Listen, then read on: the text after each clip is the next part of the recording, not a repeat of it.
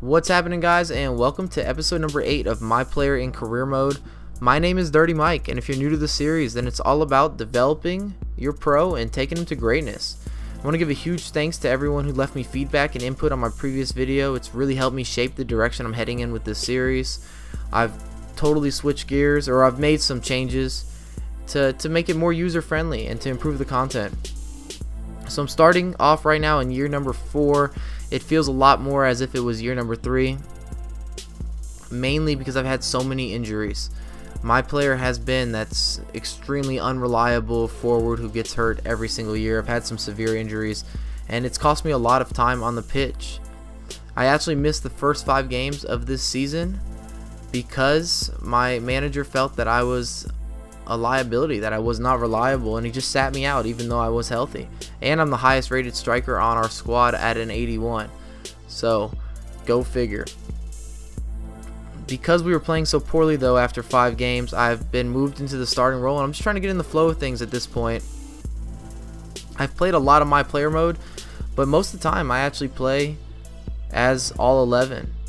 I play as the entire team, and you guys let me know in the last video that I need to be playing just as my pro. So I've switched that up, and I actually like it a lot better. I disliked it in the beginning, and that's when I was, kind of experimenting with this game mode, because the AI defense is crazy. You don't know what they're going to give you. They're very inconsistent. But kind of looking at that now, it's a good feature that they have, because each game kind of can go any way, and it can go in any direction because the AI is so all over the place.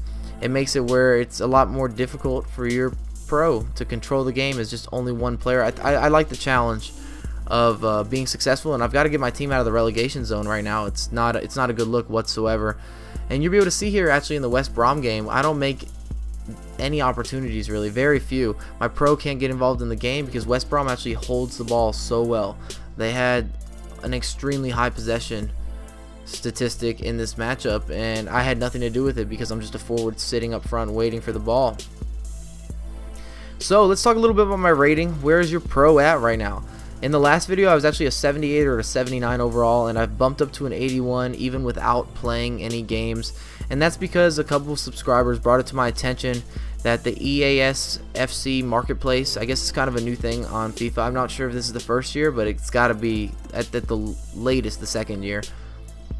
And basically in the marketplace, you can take the coins that you earn from just playing games and your level combined with your level. And if you don't know where that's at, go to the menus on the FIFA 13, and if you just look at the top, it'll tell you what level you are and how many coins you have, and you can go to the marketplace and use those points for different celebrations, online boosts, my player development, which is what I've done, and some career mode, early insight. It'll give you an idea of what's going to go on with career mode, which players will develop which ways, or at least that's what it said. I think it said something around those lines. But yeah, with my player development, it's not like you can take an average player and make him great, or take a good player and make him nice and talented or something like that.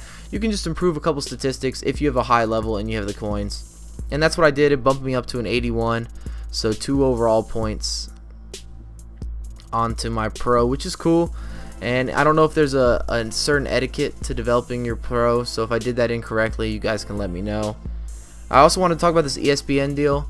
I've gotten quite a few comments about how I have ESPN in my scoreboard, and the only logical explanation for this, in my opinion, is that it's an American thing, and that would make a lot of sense. I think the guys that have been messaging me or commenting on my videos about it are predominantly from Europe, and ESPN is the #1 sports provider in the USA, so I think it's just implemented into the game. It's a default. So once again, if you guys like this video, make sure to hit that thumbs up button, subscribe to my channel, and follow me on Twitter at Mike09USA. I need feedback. Feedback is golden for me developing this series and really improving my content. Well, thank you for your time. I appreciate your support, and I'll see you guys again soon. Later.